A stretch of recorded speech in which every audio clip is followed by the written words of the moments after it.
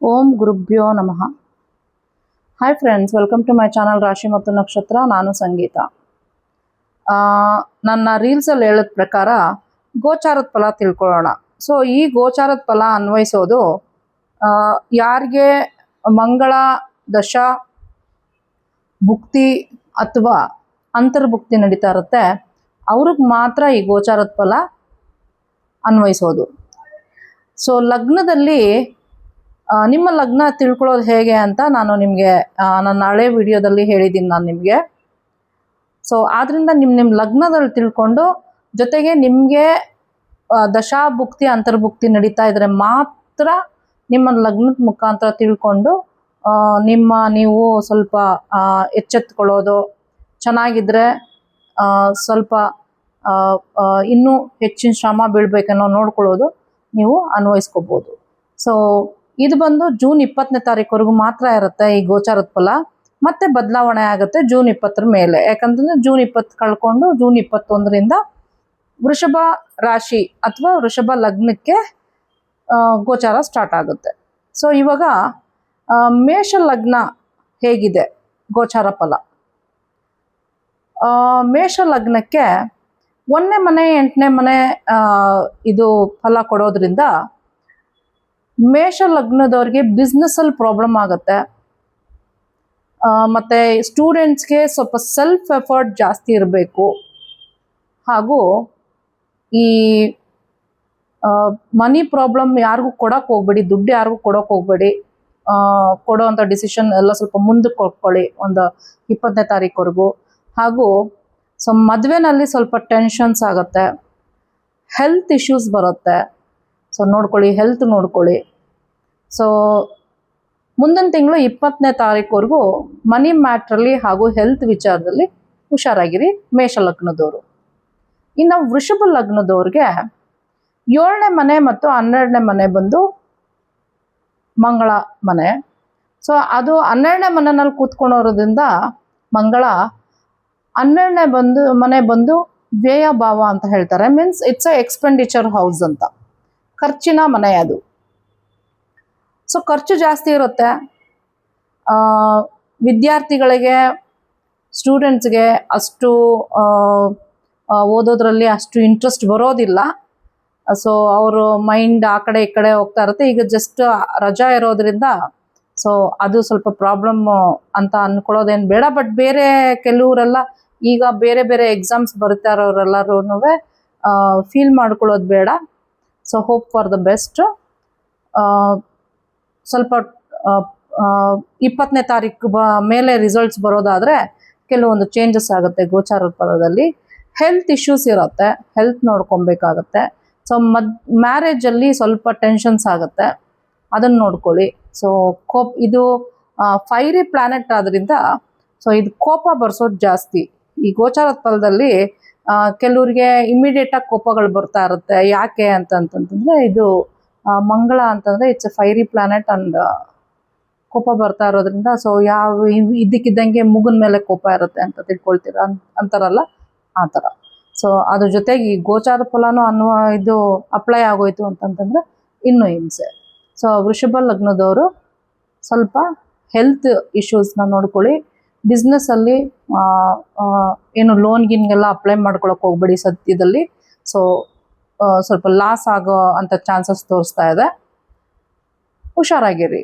So extend ಮಾಡ್ಕೊಳ್ಳೋದನ್ನ ಏನೇ ಇದ್ರೂ next 20ನೇ ತಾರೀಕು ಜೂನ್ 20ನೇ ತಾರೀಕು ಆದಮೇಲೆ ಮಾಡ್ಕೊಳ್ಳಿ. ಸೊ ಇನ್ನು ಮಿಥುನ ಲಗ್ನದವ್ರಿಗೆ 6ನೇ ಮನೆ 11ನೇ ಮನೆ ಫಲ ಕೊಡೋದ್ರಿಂದ ಸ್ಟೂಡೆಂಟ್ಸ್ಗೆ ಚೆನ್ನಾಗಿದೆ. ಹಾಗೂ ಮ್ಯಾರೇಜಲ್ಲಿ ಏನೂ ಸಮಸ್ಯೆ ಇಲ್ಲ. ಸೊ ನಿಮಗೆ ಏನೇ ಒಂದು ಪ್ರಾಫಿಟ್ ಬಿಸ್ನೆಸ್ಸಲ್ಲಿ ಬಂತು ಅಂತಂದ್ರೆ ಒಂದು 25% ಎಕ್ಸ್ಟ್ರಾ ಬರುತ್ತೆ, ಎಕ್ಸ್ಟ್ರಾ ಪ್ರಾಫಿಟ್ ಆಗುತ್ತೆ. ಸೊ ಹೆಲ್ತ್ ಆರೋಗ್ಯ ಚೆನ್ನಾಗಿರುತ್ತೆ. ಸೊ ಟೋಟಲಿ ಮಿಥುನ ಲಗ್ನದವ್ರಿಗೆ ಚೆನ್ನಾಗಿದೆ ಗೋಚಾರ ಫಲ. ಸೊ ಇನ್ನು ನೆಕ್ಸ್ಟ್ ಕರ್ಕಟಕ ಲಗ್ನದವ್ರಿಗೆ 5ನೇ ಮನೆ 10ನೇ ಮನೆ ಗುಡ್ ಫಾರ್ ಸ್ಟೂಡೆಂಟ್ಸಿಗೆ ಚೆನ್ನಾಗಿದೆ. ಕ್ರಿಯೇಟಿವಿಟಿಲಿರ್ತಾರೆ. ಸೊ ಯಾವ್ದಾನ ಒಂದು ಒಳ್ಳೆ ಕೋರ್ಸಿಗೆ ಸೇರ್ಕೋಬೇಕನ್ನೋರು ಸೇರ್ಕೋಬೋದು. ಇನ್ನು ನೆಕ್ಸ್ಟು ಜಾಬಲ್ಲಿ ಸ್ವಲ್ಪ ಟೆನ್ಷನ್ಸ್ ಇರುತ್ತೆ, ಆದರೆ ಪ್ರಮೋಷನ್ ಸಿಗೋ ಚಾನ್ಸಸ್ ಜಾಸ್ತಿ ಇರುತ್ತೆ. ಯಾರು ತುಂಬ ಟ್ರೈ ಮಾಡ್ತಾ ಇರ್ತಾರೆ ಪ್ರಮೋಷನ್ಸ್ಗೆ, ಈ ಗೋಚಾರ ಫಲದಲ್ಲಿ ಅವರಿಗೆ ಅವ್ರದ್ದು ದಶಾಭುಕ್ತಿ ಅಂತರ್ಭುಕ್ತಿ ನಡೀತಾ ಇದ್ರೆ ಸೊ ಜಾಬಲ್ಲಿ ಪ್ರಮೋಷನ್ ಆಗೋ ಚಾನ್ಸಸ್ಸು ಜಾಸ್ತಿ. ಸೊ ಬಿಸ್ನೆಸ್ ಅವ್ರಿಗೆ ತುಂಬ ಪ್ರಾಫಿಟ್ಟು ಇಲ್ಲ, ಲಾಸು ಇಲ್ಲ, 50-50%. ಸೊ ಇನ್ನು ನೆಕ್ಸ್ಟು ಮ್ಯಾರೇಜು, ಲವ್ ಮ್ಯಾರೇಜ್ ಯಾರು ಮಾಡ್ಕೊಳ್ಳೋರಿದ್ರೆ ದಯವಿಟ್ಟು ಮಾತುಕತೆ ಕೂಡ ನೀವು ಮುಂದೆ ತಿಂಗಳು ಒಂದು 20ನೇ ತಾರೀಕುವರೆಗೂ ಸ್ವಲ್ಪ ಮುಂದೂಡಿ. ಯಾಕಂತಂದರೆ ಕಷ್ಟ ಆಗುತ್ತೆ, ನಮಗೆ ಮದುವೆನೇ ಬೇಡ ಅನ್ನೋ ಪರಿಸ್ಥಿತಿ ಏರ್ಪಾಟಾದರೂ ಆಗ್ಬೋದು. ಆದ್ದರಿಂದ ಸ್ವಲ್ಪ ನೀವು ಈ 10ನೇ ಮನೆ ಅನ್ನೋದು ಈಗೋ ಅಂತ ಬಂದ್ಬಿಡುತ್ತೆ. ಸೊ ಆದ್ದರಿಂದ ಸ್ವಲ್ಪ ಮುಂದಿನ ತಿಂಗಳು 20ನೇ ತಾರೀಕುವರೆಗೂ ಸ್ವಲ್ಪ ಅದನ್ನು ಮುಂದೂಡ್ಕೊಂಡೋಗ್ರಿ. ಹಾಗೂ ಹೆಲ್ತ್ ಇಶ್ಯೂಸು ಸ್ವಲ್ಪ ಚಿಕ್ಕದಾಗಿರುತ್ತೆ, ಹೀಟ್ ರಿಲೇಟೆಡ್ ಹೆಲ್ತ್ ಇಶ್ಯೂಸ್ ಸಣ್ಣದಾಗಿರುತ್ತೆ. ಸೊ ಅದ್ರ ಬಗ್ಗೆ ಗಮನ ಕೊಡಿ ದಯವಿಟ್ಟು. ಸೊ ಇನ್ನು ಸಿಂಹ ಲಗ್ನಕ್ಕೆ ಸ್ಟೂಡೆಂಟ್ಸ್ಗೆ 4ನೇ ಮನೆ 9ನೇ ಮನೆ ಫಲ ಸಿಗೋದು ಸ್ಟೂಡೆಂಟ್ಸ್ಗೆ ಚೆನ್ನಾಗಿದೆ. ಹಾಗೂ ಜಾಬ್ ಚೇಂಜ್ ಮಾಡೋರು ಚೇಂಜ್ ಮಾಡ್ಕೋಬೋದು. ಸೊ ಯಾಕಂದರೆ ಇದು 4ನೇ ಮನೆ 9ನೇ ಮನೆ ಫಲ ಕೊಡೋದ್ರಿಂದ 9ನೇ ಮನೆ ಬಂದು ಲಕ್ಕಿ ಮನೆ ಅಂತಲೇ ಹೇಳೋದು. ಎಲ್ಲ ಜಾತಕದವ್ರಿಗೂ ಲಕ್ ಅಂತಂತಂದರೆ 9000ಇಂದನೇ ಲಕ್ ಅಂತ ಅನ್ನೋದು. ಸೊ ಚೇಂಜ್ ಆಫ್ ಜಾಬ್ ಏನಾರು ಮಾಡೋರಿದ್ರೆ ಅವ್ರಿಗೆ ಭುಕ್ತಿ, ದಶಾಭುಕ್ತಿ ಅಂತರ್ಭುಕ್ತಿ ಇದ್ದರೆ ಈ ಗೋಚಾರದ ಫಲ ಅನ್ವಯಿಸುತ್ತೆ. ಅವ್ರಿಗೆ ಚೇಂಜ್ ಆಫ್ ಜಾಬ್ ಯಾರು ಮಾಡೋರಿದ್ರೆ ಅವರಿಗೆ ಜಾಬ್ ಚೇಂಜ್ ಮಾಡ್ಕೊಳ್ತಾರೆ. ಸೊ ಬಿಸ್ನೆಸ್ಸಲ್ಲಿ ಸ್ವಲ್ಪ ಪ್ರಾಫಿಟ್ ಇರುತ್ತೆ. ಇನ್ನೊಂದು ಏನು ಅಂತಂತಂದರೆ ಈ 4-9 4ನೇ ಮನೆ ಇದು 4ನೇ ಮನೆ ಫಲ ಕೊಡೋದ್ರಿಂದ ನೀವೇನಾದರೂ ತುಂಬ ಮೊದಲೇ ಪ್ಲ್ಯಾನ್ ಮಾಡ್ಕೊಂಡಿದ್ರೆ, ಪ್ರಾಪರ್ಟಿ ತೊಗೋಬೇಕು ಆ ಥರ ಏನಾನ ಪ್ಲ್ಯಾನ್ ಮಾಡ್ಕೊಂಡಿದ್ರೆ ಸೊ ಈಗ ತಗೊಳ್ಬೋದು. ನೀವು ಆರಾಮ್ಸೆ ಇವಾಗ ನೀವು ಪ್ರಾಪರ್ಟಿಗೆ ತಗೋಬೋದು. ಸೊ ಮುಂದಿನ ತಿಂಗಳು 20ನೇ ತಾರೀಕುವರೆಗೂ ಗೋಚಾರದ ಫಲ ಚೆನ್ನಾಗಿದೆ. ಸೊ ಲಕ್ಕು ಇದೆ. 9ನೇ ಮನೆ ಫಲನೂ ಕೊಡುತ್ತೆ, 4ನೇ ಮನೆ ಫಲನೂ ಕೊಡುತ್ತೆ. 4ನೇ ಮನೆ ಬಂದು ಪ್ರಾಪರ್ಟಿ, ವೆಹಿಕಲ್ಸು, ಯಾರು ಹೊಸ ವೆಹಿಕಲ್ಸ್ ತೊಗೋಬೋದು, ಪ್ರಾಪರ್ಟಿ ತೊಗೋಬೋದು. ಸೊ ನಿಮಗೆ ಟೈಮ್ ಚೆನ್ನಾಗಿದೆ. ಸೊ ಇನ್ನು ಕನ್ಯಾ ಲಗ್ನದವ್ರಿಗೆ 3ನೇ ಮನೆ 8ನೇ ಮನೆ ಫಲ ಸಿಗೋದು. ಸೊ ಇವ್ರಿಗೆ ಸ್ವಲ್ಪ ಟೆನ್ಷನ್ ಇದೆ. ಸ್ಟೂಡೆಂಟ್ಸ್ಗೆ ವಿದ್ಯೆನಲ್ಲಿ ಸ್ವಲ್ಪ ಹಿನ್ನಡೆ ಆಗುತ್ತೆ. ಹಾಗೂ ಇಲ್ಲಿ ಇನ್ನೊಂದೇನು ಅಂತಂತಂದರೆ ಮೆಡಿಕಲ್ ಲೈನಲ್ಲಾಗಿರೋರಿಗೆಲ್ಲ ಪ್ರಾಬ್ಲಮ್ ಆಗಲ್ಲ. ಮೆಡಿಕಲ್ ಲೈನು 8ನೇ ಮನೆ ಫಲ ಚೆನ್ನಾಗಿರುತ್ತೆ ಮೆಡಿಕಲ್ ಲೈನ್ಗೆ. ಸೊ ಮೆಡಿಕಲ್ಗೆ ಹೋಗ್ತಾ ಇರೋರು, ನೀಟ್ ಎಕ್ಸಾಮ್ಸ್ ಬರೆದಿರೋರಿಗೆ ನೀಟೇನೋ ಪ್ರಾಬ್ಲಮ್ ಆಗಿದೆ, ಬಟ್ ಹೇಳ್ತಾ ಇದ್ದೀನಿ ಜನರಲ್ಲಾಗಿ ಮೆಡಿಕಲ್ ಹೋಗೋರಿಗೆ 8ನೇ ಮನೆ ಸ್ಟ್ರಾಂಗ್ ಆಗಿದ್ರೆ ಅವರು ಮೆಡಿಕಲ್ ಮಾಡ್ತಾರೆ ಅನ್ನೋದು ಅಸ್ಟ್ರಾಲಜಿನಲ್ಲಿ ಮತ್ತು ಪ್ರಾಕ್ಟಿಕಲ್ಲಾಗೂ ನಾವು ಇದ್ದೀವಿ. ತುಂಬ ಜಾತಕದಲ್ಲಿ 8ನೇ ಮನೆ ಚೆನ್ನಾಗಿರೋರಿಗೆ, ಸ್ಟ್ರಾಂಗ್ ಆಗಿರೋರಿಗೆ ಮೆಡಿಕಲ್ ಫೀಲ್ಡಲ್ಲಿ ಎಕ್ಸೆಲ್ ಆಗ್ತಾರೆ. ಸೊ ಕೊಲೀಗ್ಸಿಂದ ಪ್ರಾಬ್ಲಮ್ ಆಗುತ್ತೆ. ಮಾತುಕತೆಯಲ್ಲಿ ಹುಷಾರಾಗಿರಿ. ಯಥೇಚ್ಛವಾಗಿ ಮಾತಾಡೋಕ್ಕೆ ಹೋಗಬೇಡಿ, ಅನ್ನೆಸೆಸರಿ ಮಾತಾಡೋಕ್ಕೆ ಹೋಗಬೇಡಿ, ಅನ್ನೆಸೆಸರಿ ಸಲಹೆಗಳು ಕೊಡೋಕ್ಕೆ ಹೋಗಬೇಡಿ ಯಾರಿಗೂ. ಸೊ ನೀವೇ ನಿಷ್ಠೂರ ಹಾಕ್ತೀರಾ. ಸೊ ನೀವು ಒಳ್ಳೇದು ಹೇಳಿದ್ರೂ ಅವರು ನಿಮ್ಮ ಬಗ್ಗೆ ಅದನ್ನು ಆಪೋಸಿಟಾಗಿ ತಗೊಳ್ತಾರೆ.